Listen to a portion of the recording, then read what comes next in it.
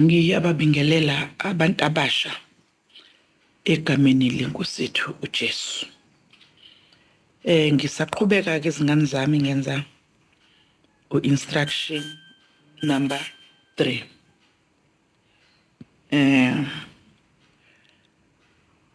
Instruction number 1 ngimenzile, instruction number 2 ngimenzile, namhlanje nake ngenza instruction number 3.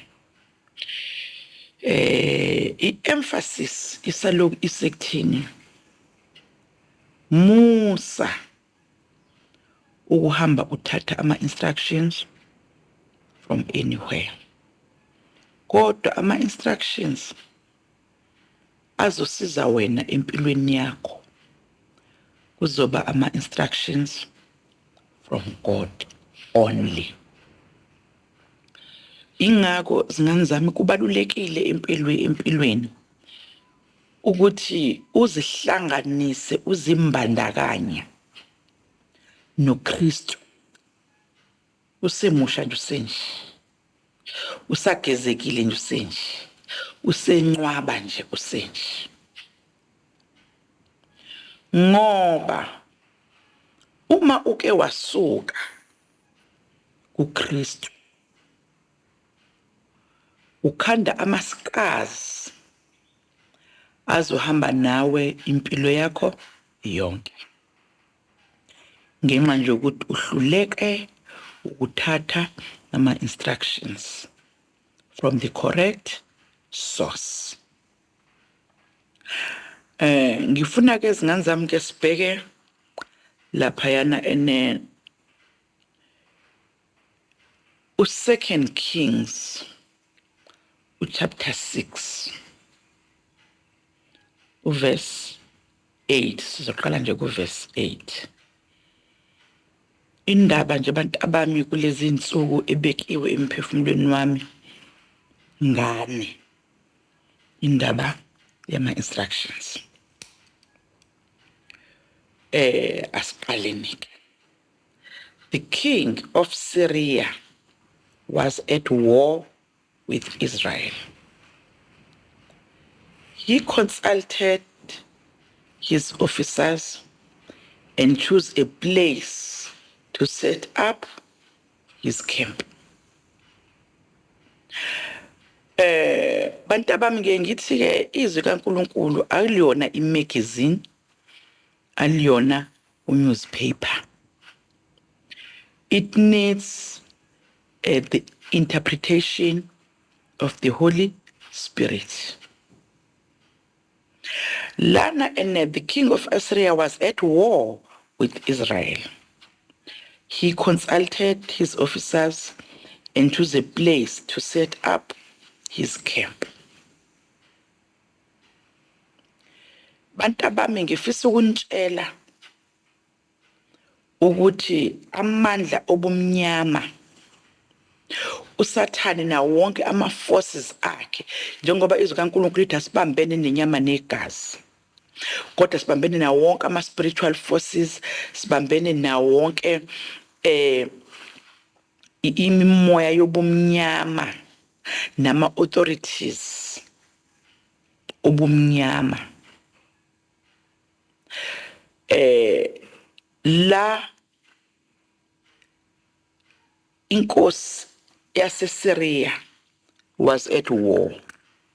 Nani bantu abami, you are at war. Do not relax, because you are at war. Hallelujah. Ubufica abantu abasha behamba nje emhlabeni nje beshaya bedadlaza nje. They are not aware that they are at war. Izwi kaNkulunkulu lithi he consulted his officers and chose a place to set up his camp. Ama uSathane namandla akhe awubumnyama nama-spiritual forces akhe,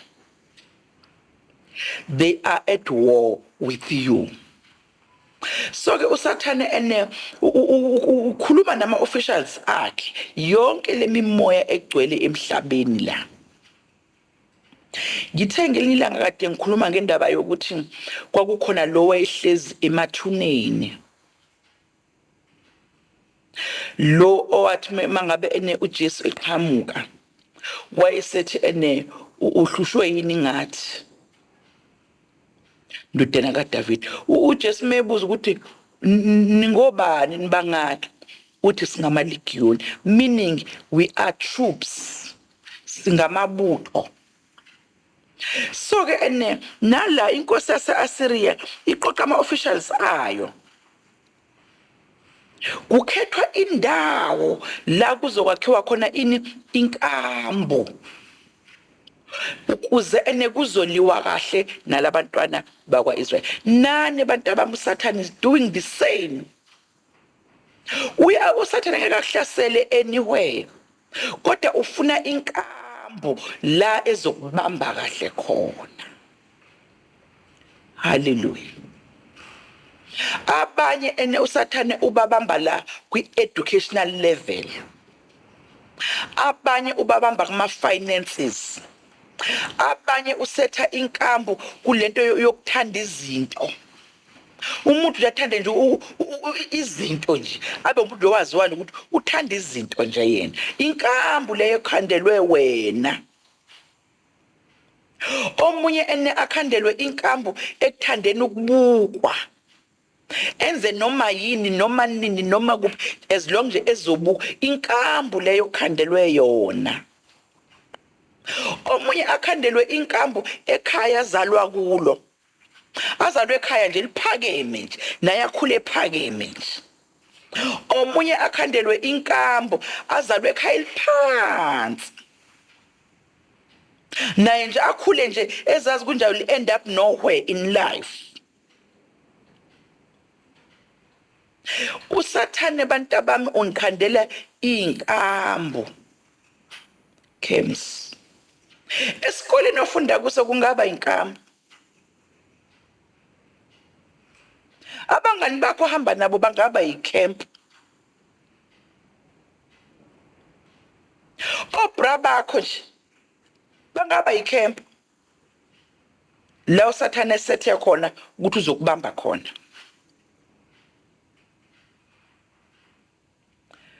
Qaphela bantu abami, indaba yokukholwa iphilwa ngokuqaphela. Impilo yasemhlabeni zingane zami iphilwa ngokuqaphela. Kada inkambo uSathane ahamba ekhandela zona. Isuccess nje ingaba inkambo. Ukuhlakanipha kwakho kwasesikoleni kungaba inkambo uSathane akukhandele yona. Gcine sewubukela phansi abanye abantu. Ama-generational cases akini angaba inkambo. Uzitshela ukuthi mina ngeke ngikwazi vele ukuphuma kulento le. Inkambo yakho nawe leyo. Lapho uSathane efuna ukukubambela khona, akubambe akukhuleke, attack at your weakest point. Injongo yami njalo zingane zami, ngifuna ukukhuluma ngama instructions. Angithi uyabona nenkosi yaseSyria ikhuluma namanje ukuzana nama-officials ayo nje ngoba kune-instruction lokufanele yenziwe ukuthi akukhandweni inkambo lapha ya. Manje uma ngabe wena ungawazi ama-instructions ozophila ngawo empilweni, uzohamba ubhajwa enkambweni ezikhandwe amandla obumnyama. Okay.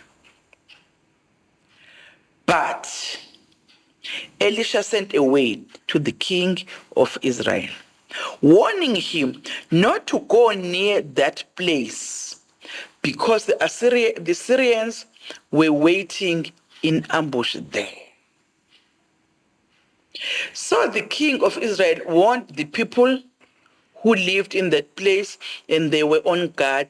This happened several times.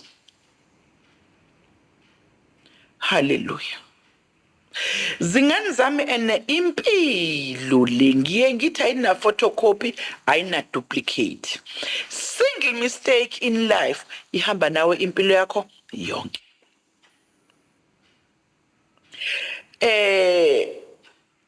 Ama officials law now an instructions.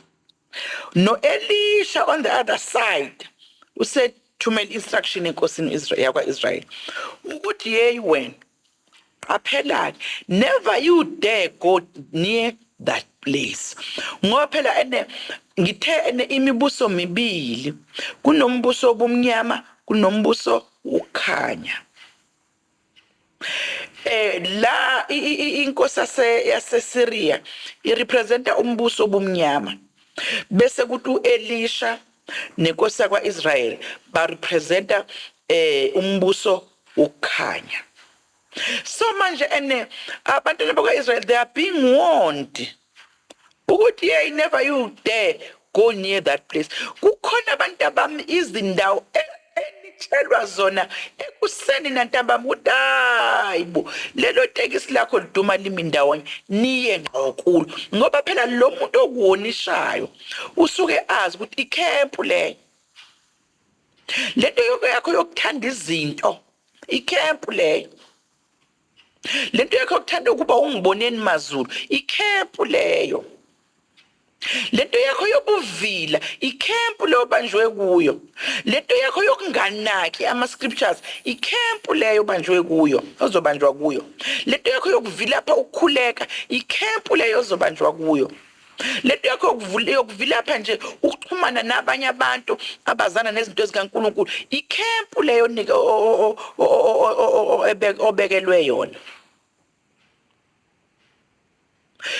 Kepha manje ene uElisha uyathumela uthi hey webantwana bakwaIsrael never you dare nisondele eduze kwaleyo ndawo leyo.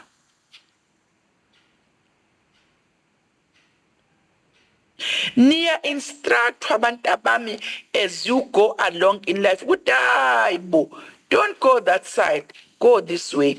Ngiyalithanda izikaNkuluNkulu ngoba liyamguide umuntu ingako uDavid ethi izwi lakho liyisibani ezinyaweni zami. Kodwa cha nina nifuni nihamba ningena nje kulama camp enikhandelwe wona. Abanye bangena kwicamp yama drugs, abanye bangena kwicamp yesinene, abanye bangena kwicamp yotshwala. Abantu abasha bangena nje kunoma imaphi nje ama camps abakhandelwe wona in spite of the warnings, in spite of the instructions. Kukhona abantu abami ene instruction unconditional. Le instruction ethi yazisa uyihlo nonyoko. Kepha kulesi sikhathi esiphila kuso abantu abasha beba disregard abazali. Abazali nje bayinto nje engenamsebenzi nje into nje ufuhlu nje into nje ebekwe lapha ya. That is why impilo yabantu abasha upside down nje. They disregard the main instruction. Angeke ukwazi ukuba ne relationship stable noNkulunkulu ubungakwazi ukuba ne relationship stable nomzali wakho khohlwe noma ungaqhanda phambi ngomfundisi wakho kangakanani azakubuka kwethemba umbhedo nje. Kakhulukazi labantwana abasiqhoshela ngokuthi basindisiwe babadelela abazali ngendlela eyisimanga. Umbhedo. You honor your parent. You honor your parent. So manje ama instructions bantu abami angeke ukwazi ukuphila ngaphandle kwawo. So le instruction nje itakulu Elisha le instruction itakula laba bantu bakwaIsrael. Now lama instructions onikezwa wona awatakulo omunye umuntu atakula wena lento yakho nje yokuhamba uthatha ama-instructions kubangani bakho bathi asiye ngapha bho asiye ngapha bho hayi u-generation umzuleni ebusuku ukuthi ubethe awusovela lapha yisho ukupheka ngoba naphela ujamele u-generations ufuna ukuze u-generation kwenzekeni ebusuku. Lento yenye yokujamela kakhulu TV yiyo lento evusa ishiya inkanuko zenyama. Lento yenye yokuvila lapho ukukhuleka yiyo levusa ishiya inkanuko yenyama.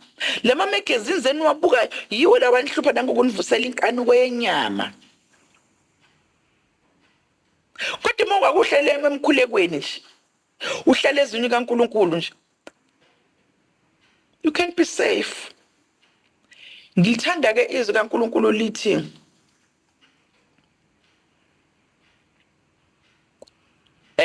so the king of Israel warned the people who lived in that place and they were on guard. This happened several times. Akwenzeki kanye le ndaba yama camps akhandwayo empilweni yakho akhandwa several times. Now you must follow instructions several times. Now you must be on guard several times. Eteshari la uyakhona kune camp ekulindile. Emsebenzini la uyakhona kune camp ekulindile. Emqashweni la uyakhona kune camp ekulindile. You must be on guard.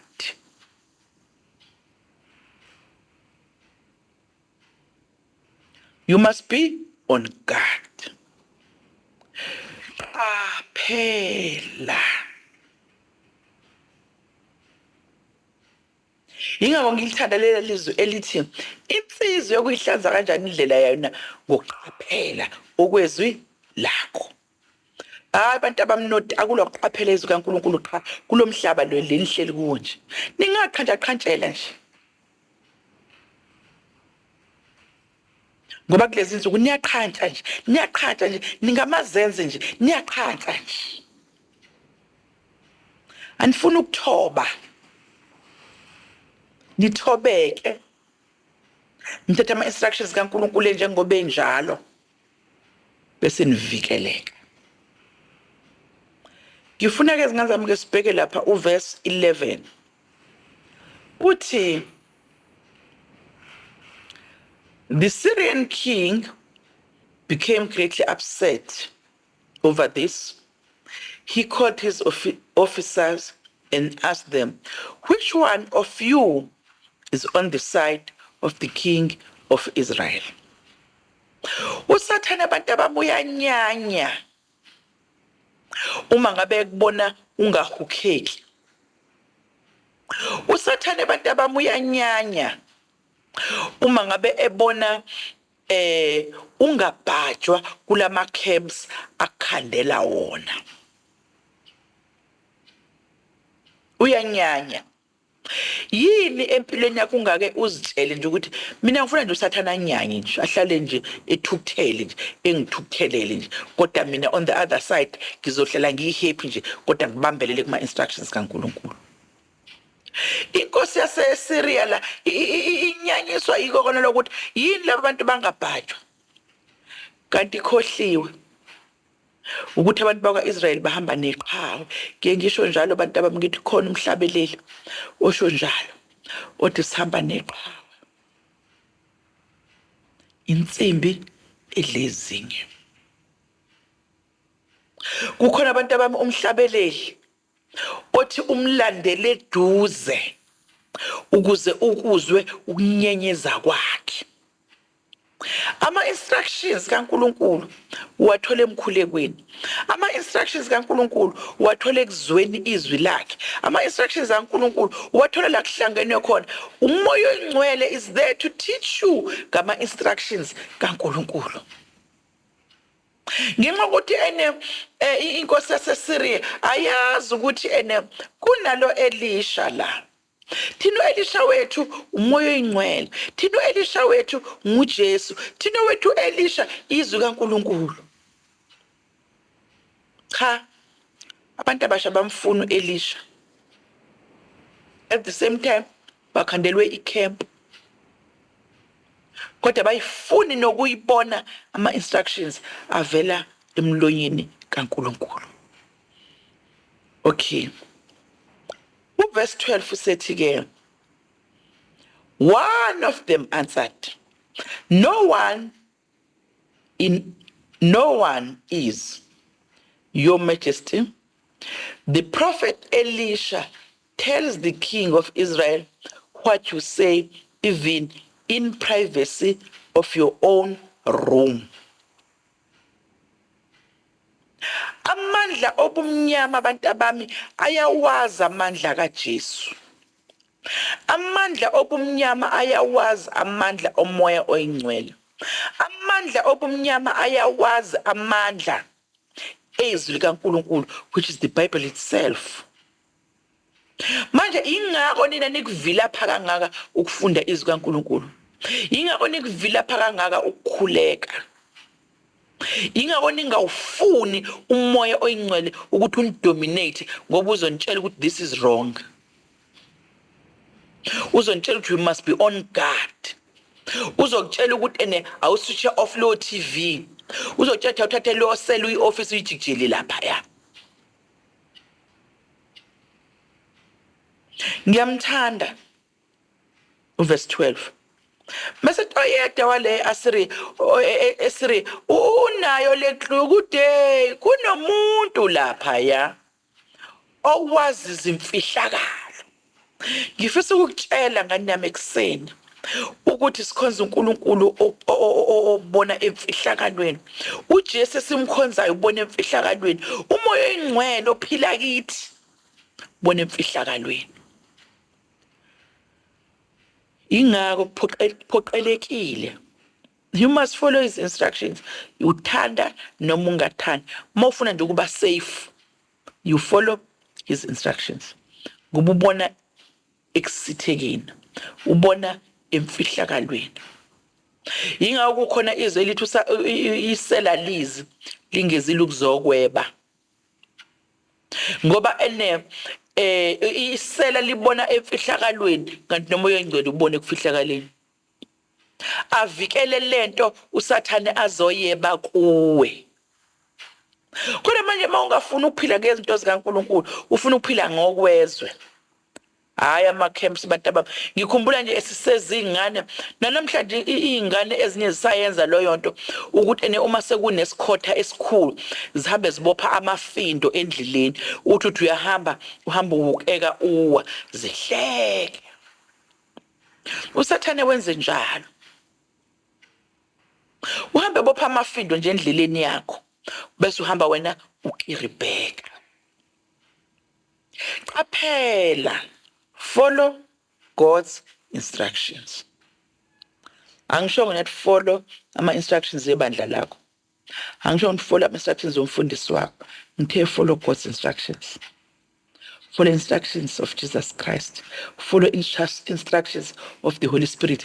Angeke ukwazi ukuba no-Holy Spirit ungamamukeli uJesu waba inkosi nomsindisi wakho. Once wemukela uJesu waba inkosi nomsindisi wakho, ubhajetiswa ngomoya oyingcwele, uyakhula ulizwe iphimbo likaNkulunkulu. Mawufunda ama-scriptures uthola ama-revelations every day. Ngithi-ke akafuneki umKristu owubhashangana. Akafuneki umKristu owudwafu. Akafuneki umKristu failure to thrive. UmKristu ongakhuli nje. UmKristu nje onekhwashi. Hallelujah. Hayi imxake inkosi yaseSyria le ndaba ukuthi hayibo naku umhlolo ungehlela. Ngoba usathane abantu abami kufuneka by right as Christians for usathane simdunga ingqondo. Simdunga ubuchopho. Nama forces akhe. Asikumdunga ngalutho ngokuhlala ezwini nangokuhlala ebukhoneni bukaNkulunkulu. That is the only way ukudunga usathane ubuchopho ukuhlala ebukhoneni bukaNkulunkulu ukuhlala ezwini ukuba under the control of the Holy Spirit umdunga ubuchopho usathane kepha uma uzokraduluka nje uzahambe ekhandela nje lokho bengikusho ukukhandwa endleleni zingane uma ngabe kunesikhoda hamba ukerebheka right ake sicheckeni ke manje izingane zami uverse 13 uthi find out where he is the king ordered and I will capture him uzwabona amadlobo omnyama ukuthi afuna ukubamba utalako umoya engcwele ungawubamba ubani konje Nkosi yami sathana lo moya engcwele angawubambe ubani uthi cha ake ningila akathungathweke lo Elisha wena nimsholo right then ke uthi ke when he was told that Elisha was in Dothan he sent large forces there with horses and chariots they reached the town at night and surrounded it. Early the next morning, Elisha's servant got up, went out of the house, and saw the Syrian troops with their horses and chariots surrounded the town. He went back to Elisha and exclaimed, "We are doomed, sir. What shall we do?" Okay. Ngifuna sibheke laphayana ngihlela ngicizela abantu abami indaba ye-midnight prayer. Midnight prayer.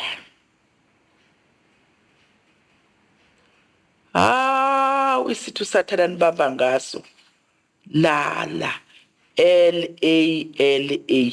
Lala. Abantu abasha banesifo sobuthongo sebethi basindisiwe sebethi bayaqeqemuka bethi basindisiwe ayikho into abayithandisa ukuhuqa ubuthongo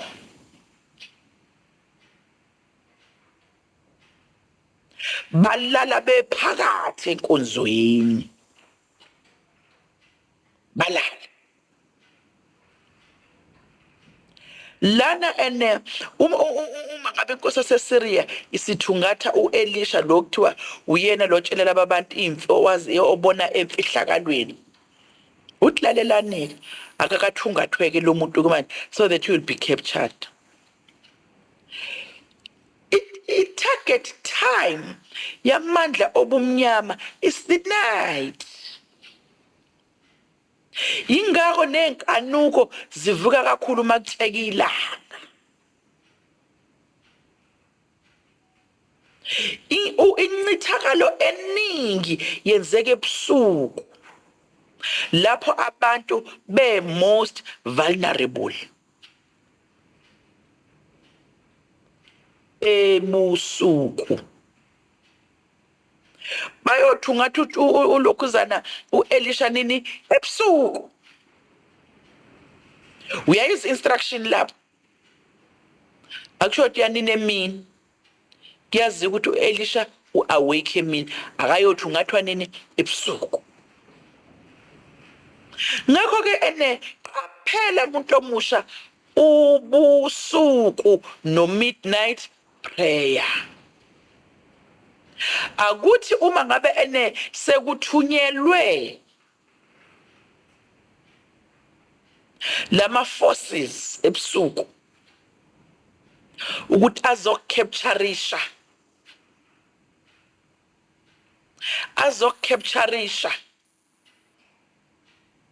actually surrounded by fire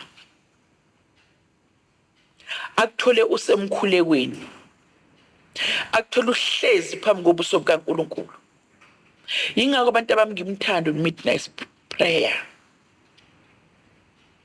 ngakho ke izingane zami lana ngisafuna nje ukugciza indaba yama instructions instruction 3 lengikhuluma ngayo namhlanje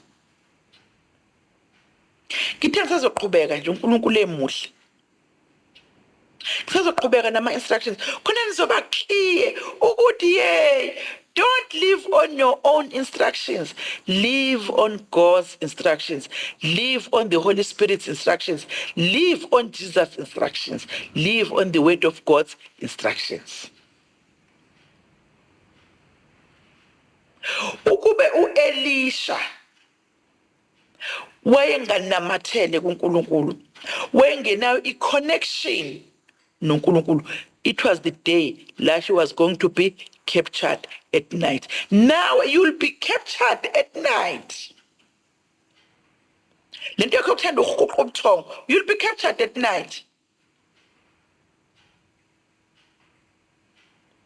So-ke zingane zami, sazokhuleka.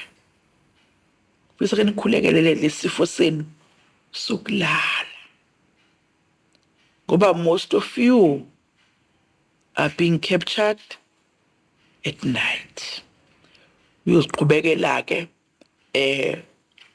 no 2 Kings chapter 6 uzufike ekugcineni. But all in all, ngisagcizelela indaba yama-instructions. Nanokuthi uma ngabe ufollowisha ama-instructions kaNkulunkulu, you fear not. Awutatazeli. Amen.